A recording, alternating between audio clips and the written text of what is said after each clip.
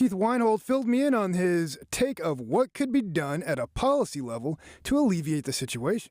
And moving on, millions of Americans are burdened with high housing costs. So NTD's Sean Marshall takes into a look at what it means to be house poor in America and what the impact is on homeowners.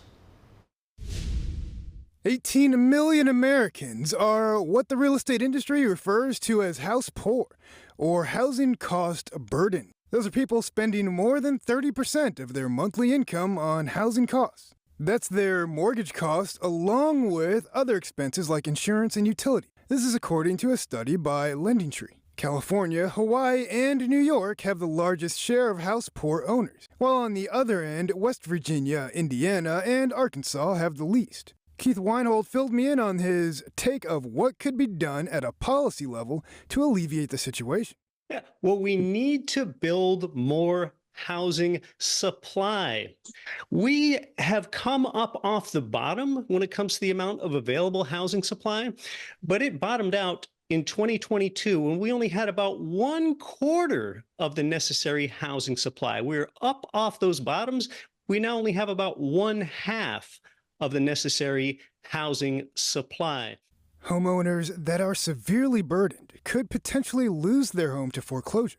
Home foreclosures rose 3% in May from the prior year, although it is down 7% from the same time last year, according to the report by real estate data provider ATTOM. They have a tough decision of, do they keep their house when insurance is going up? Do they start renting? Do they move to a cheaper city? These are the decisions that homeowners across the country are facing every day.